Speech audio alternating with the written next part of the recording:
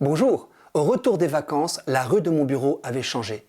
Des personnes s'étaient installées le long du mur de l'immeuble, à peine protégées des intempéries par un surplomb. J'ai honte d'avoir à vous dire que ma première pensée intérieure a été négative. Au lieu de considérer ces personnes, j'ai déploré leur présence, inoffensive. Mais la rencontre providentielle d'une personnalité qui a vécu délibérément dans la rue pour partager la condition des sans domicile fixe m'a retourné. Cet homme m'a confié qu'en 9 mois de présence au pied d'un immeuble, la moitié de ses résidents ne lui avaient jamais adressé la parole. Ma conversion fut immédiate. Dès le lendemain, je suis entré en relation.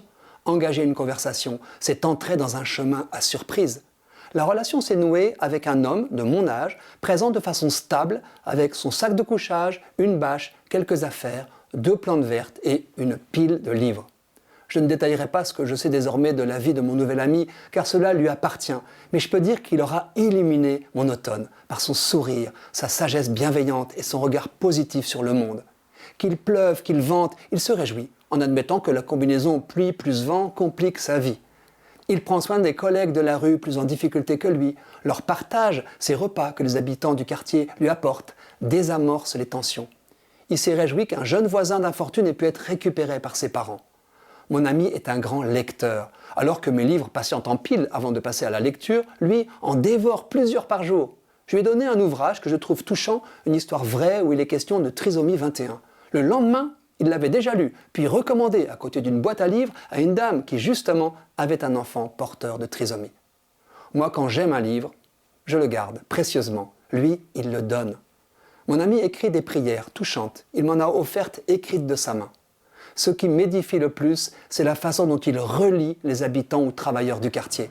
Auprès de lui, on se rencontre. Il fait les présentations, s'étonnant que nous ne nous connaissions pas alors que nous sommes voisins. Des personnes qui se croisaient sans se voir se saluent. Les chiens du quartier sont de la partie, ainsi qu'un pigeon fragilisé par une ficelle à la patte qu'il a nommé et apprivoisé. Et voilà qu'une rue impersonnelle devient un lieu de vie et de rencontre.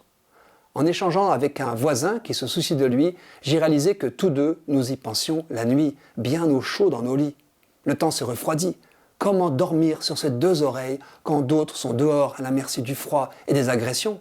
Car dans la rue, on se fait voler le peu qu'on a. Sac de nourriture, chaussures. Notre ami me dit être suivi par une référente sociale, que son dossier avance. Ce que j'ai appris de sa vie par bribes témoigne à la fois de misère dans l'enfance et d'années de vie professionnelle normale, avant la galère.